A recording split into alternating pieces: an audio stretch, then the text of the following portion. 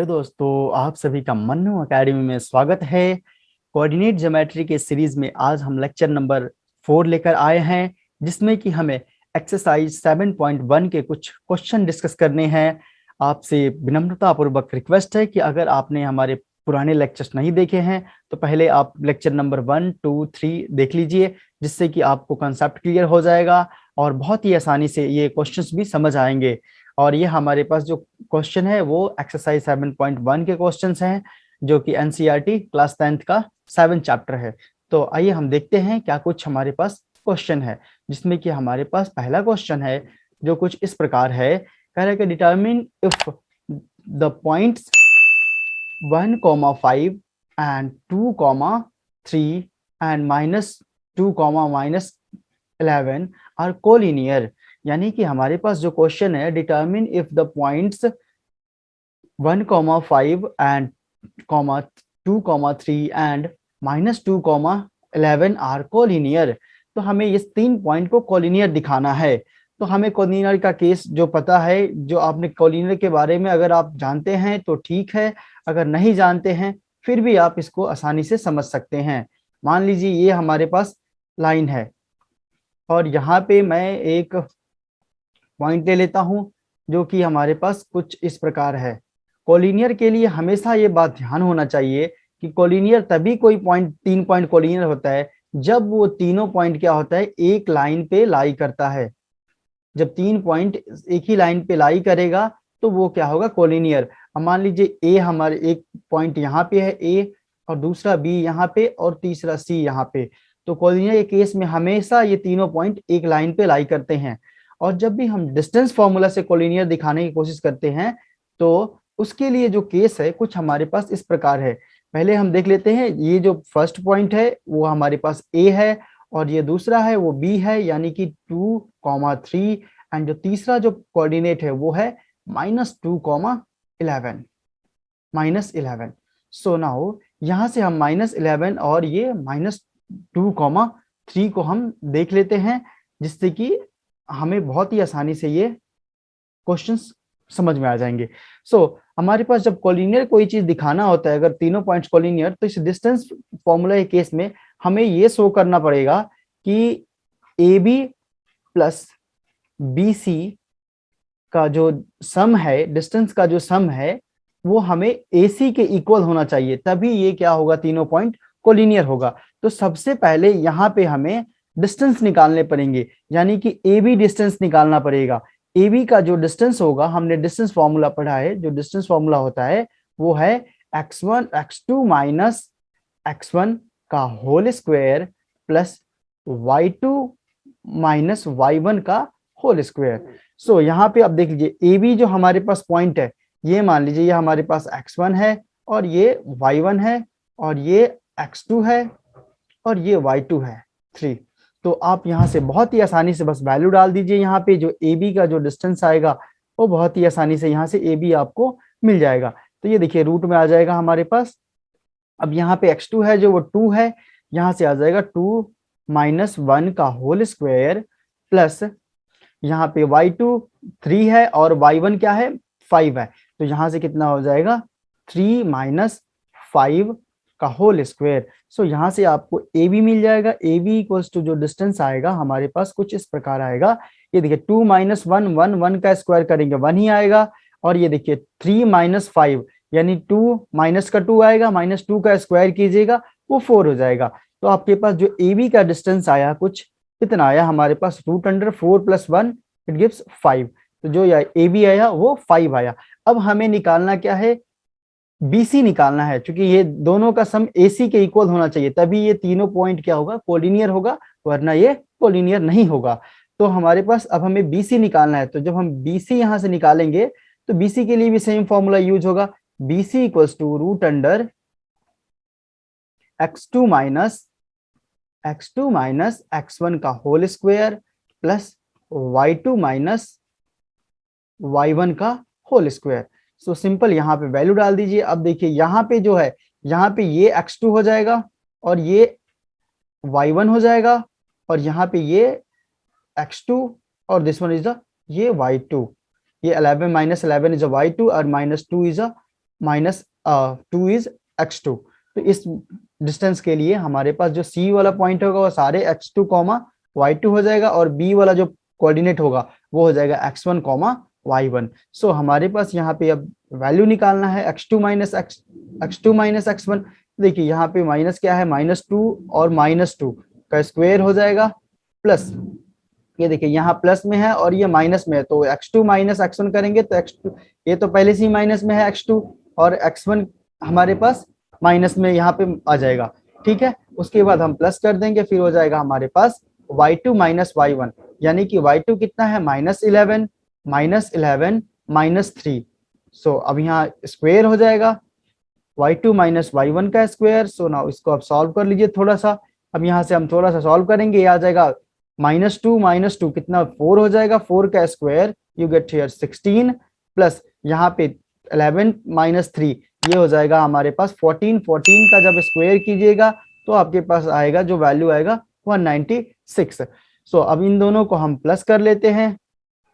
जब हम इन दोनों को प्लस करेंगे तो ये हो जाएगा हमारे पास 11 का 1 और ये हो जाएगा 2, यानी कि 212 आ जाएगा। अब जब इसको सम करेंगे तो ये हमारे पास कुछ BC आया। अब हमें यहाँ पे AC निकालना है। अब एक डिस्टेंस लास्ट बच गया हमारे पास AC, तो AC इक्वल्स टू भी सेम हो जाएगा x2 माइनस x1 का होल स्क्वायर, यानी कि देखिए अब यहाँ पे ये हो जाएगा x2 जो हमारे पास जो पहले था, ये हो जाएगा x2 x1 और ये हो जाएगा x2 और ये हो जाएगा y1, this one is a y2। AC के लिए भी सेम, तो यहाँ पे हो जाएगा -2 - 1 का होल स्क्वायर प्लस -11, ये देखिए ये y2 हो जाएगा यहाँ पे सेम, और ये -5 का होल स्क्वायर। सो अब यहाँ पे हम जब सॉल्व करेंगे इसको तो यहाँ पे AC इक्वल्स टू हमारे पास आ जाएगा -2 - 1 कितना हो जाएगा 3 का स्क्वायर, -3 का स्क्वायर प्लस -11 -5 ये हो जाएगा -16 का स्क्वायर। जब हम इसको सॉल्व करेंगे तो हमारे पास AC इक्वल टू आएगा √9 प्लस हो जाएगा 256। अब इन दोनों को जब हम प्लस कर देंगे तो हमारे पास जो AC का वैल्यू आएगा कुछ इस प्रकार आएगा, इसमें 9 ऐड कर देंगे, ये हो जाएगा 15 6 और ये हो जाएगा 265 आएगा हमारे पास जो वैल्यू आएगा ये। और हमें ये देखना है कि AB प्लस BC, AB का डिस्टेंस प्लस BC का डिस्टेंस अगर AC के इक्वल आ रहा है तभी ये क्या होगा, पॉइंट कोलिनियर होगा, वरना ये पॉइंट कोलिनियर नहीं होगा। तो आप देख रहे हैं यहाँ पे क्या है, जो AB प्लस AC, अब हम तीनों को प्लस कर लेते हैं। AB हमारे पास कितना है √5 प्लस √212 इक्वल्स टू, हमें ये शो करना है √265। तो आप देख रहे हैं कि जो ये है √5 प्लस ये, तो इन दोनों को जब ऐड करेंगे, और ये तो ऐसे डायरेक्ट ऐड नहीं हो सकता, इसकी वैल्यू ऐड होता है, तो यहाँ पे ये 256, अब देख रहे हैं यहाँ पे रूट की वैल्यू ऐसे ही ज्यादा है और यहाँ पे इन दोनों की वैल्यू क्या है, कम है। तो इसका मतलब क्या है कि ये दोनों आपस में इक्वल नहीं है, इसलिए ये पॉइंट क्या है, point A, B and C are not collinear,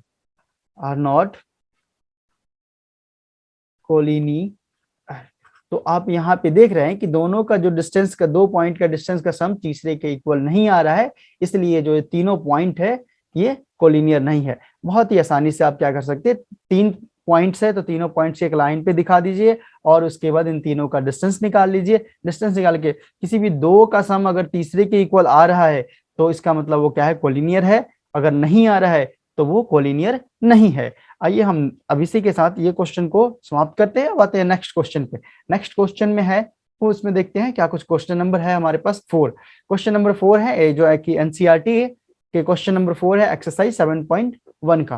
तो जिसमें कि हमारे पास जो क्वेश्चन नंबर 4 है हमारे पास कुछ इस प्रकार है। क्वेश्चन नंबर 4 है, कह रहा है कि check whether 0.5, -2 and 6, 4 and 7, -2 are the vertices of an isosceles triangle. तो सबसे पहले तो यहाँ पे एक हम डायग्राम बना लेते हैं, जो कि हमारे पास कुछ इस प्रकार है।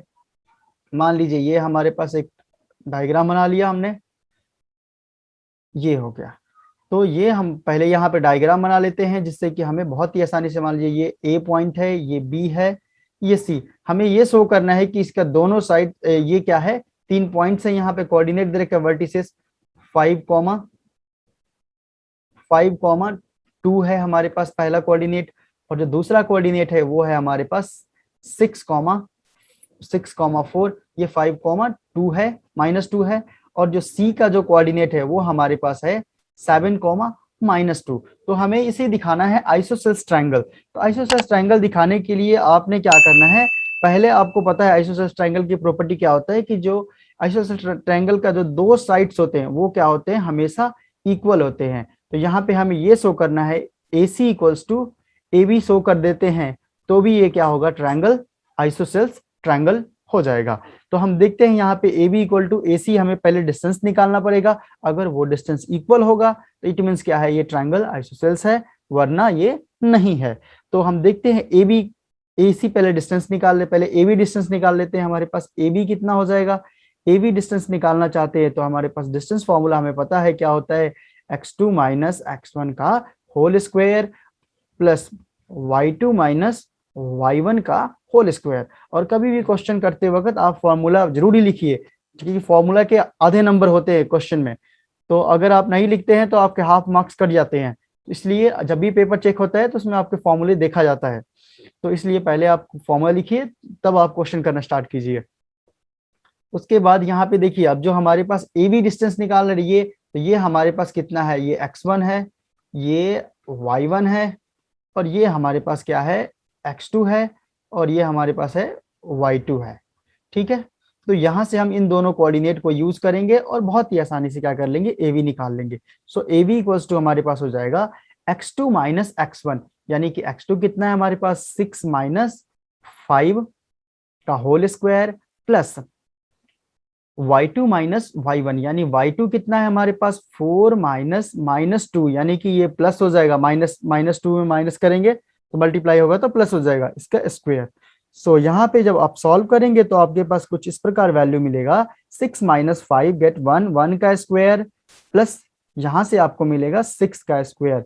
सो आपके पास जो वैल्यू आया कुछ इस प्रकार आया, 1 प्लस 36, यानी कि जो आपको वैल्यू मिला वो कितना आया, 37। ये जो AB आया हमारे पास, AB जो डिस्टेंस आया वो क्या आया, 37। और जो दूसरा है हमारे पास, इसका AC निकाल लेते हैं। AC हमारे पास कितना आ जाएगा, AC हमारे पास जो आएगा डिस्टेंस वो आएगा कुछ हमारे पास रूट अंडर, अब देखिए हम AC ले रहे हैं तो ये यहाँ पे x2 हो जाएगा। अब इसके लिए ये x1 x2 की तरह काम करेगा, ये x2 हो जाएगा, ये y2 हो जाएगा AC के लिए। सो हम यहाँ पे देखेंगे जो वैल्यू है वो हो जाएगा 7 माइनस 5 का होल स्क्वायर, यानी x2 माइनस x1 का होल स्क्वायर प्लस जो दूसरा है -2 और माइनस माइनस प्लस हो जाएगा, माइनस से माइनस मल्टीप्लाई हुआ तो इसका स्क्वायर। सो हमारे पास जो AC का जो वैल्यू आया कुछ इस प्रकार आया, ये 7 माइनस 5 यानी कि 2 का स्क्वायर प्लस 0 का square. So AC equals to जो वैल्यू आया हमारे पास रूट अंडर 4, यानी कि हमारे पास AC कितना आया, 2 आया। AC इक्वल्स टू क्या है, 2। सो हमारे पास AC और AB क्या है, आपस में इक्वल नहीं है। सो यहाँ पे देखिए ये कोई फिक्स पॉइंट नहीं दे रखा है, लेकिन हम थोड़ा सा और कंफर्मेशन के लिए, वैसे तो ये नहीं लग रहा है कि आइसोसेल्स ट्रायंगल है, बट इसको कंफर्म करने के लिए एक बार हम BC को भी निकाल लेते हैं, जिससे कि हमें और कंफर्म हो जाएगा। सो BC इक्वल्स टू जो आपकी वैल्यू आएगा वो आएगा आपको कुछ इस प्रकार। अब यहाँ हमें BC निकालना है, तो BC के लीजिए, अब मान लीजिए ये हमारे पास क्या हो जाएगा, x1 हो जाएगा, ये हमारे पास x1 और ये y1 हो जाएगा। ठीक है, तो यहां से बहुत ही आसानी से क्या कीजिए, आप देखिए 7 माइनस 6 का होल स्क्वायर प्लस ये हो जाएगा -2 और -4 का स्क्वायर। सो यहां से जो आपके पास जो BC आया वो कितना आया, रूट अंडर 7 माइनस 6 यानी कि 1 का स्क्वायर प्लस -2 और -4 हो जाएगा, -6 का whole square. So now we get BC equals to, जो आपके पास जो वैल्यू आएगा वो आएगा 1 + 36, यानी कि जो BC इक्वल्स टू जो वैल्यू आया √37 यूनिट्स। तो आप देख रहे हैं कि देखिए AB और BC क्या है, आपस में इक्वल है, यानी कि ये और ये साइड्स आपस में इक्वल है, यानी कि अब ये क्या है, एक आइसोसेल्स ट्रायंगल है। हमें पता है ना कि दो साइड्स आपस में क्या होते हैं, अगर इक्वल होते हैं तो वो क्या होगा, आइसोसेल्स ट्रायंगल होगा। इसलिए हमने तीनों साइड्स निकाल के कंफर्म कर लेना है, ये नहीं कि ऐसे हमने ड्रॉ किया और हमने यहाँ पे लिख दिया AB इक्वल टू AC, नहीं है तो नहीं है, हमें तीनों पहले साइड्स निकालने हैं डिस्टेंस, और उसके बाद इसको अगर देख लेना है, कोई भी दो साइड्स अगर आपस में इक्वल है, इट मीन्स क्या है, ये ट्रायंगल क्या है, आइसोसेल्स ट्रायंगल है। तो हियर क्या है, यहाँ पे AB equals to distance AB equal to क्या है, BC है। सो ट्रायंगल, सो यहाँ पे ट्रायंगल ABC, इसलिए triangle ABC is an isosceles triangle, isosceles triangle. So इसलिए ये ट्रायंगल क्या है, आइसोसेल्स ट्रायंगल है। तो बहुत ही आसानी से ऐसे क्वेश्चन को बस आप डिस्टेंस निकालिए और डिस्टेंस फॉर्मूला यूज करके आप यहाँ तीनों का डिस्टेंस पता करके बता सकते हैं कि ये कौन सा ट्रायंगल है। सो हमें यहाँ पे मिल गया फाइनली रिजल्ट कि यहाँ पे क्या है, AB इक्वल टू BC है। सो ये क्या है, एक आइसोसेल्स ट्रायंगल है। आई होप आपको ये चीजें समझ आया होगा। इसी के साथ मैं अपने लेक्चर को समाप्त करता हूँ। Thank you for watching my video.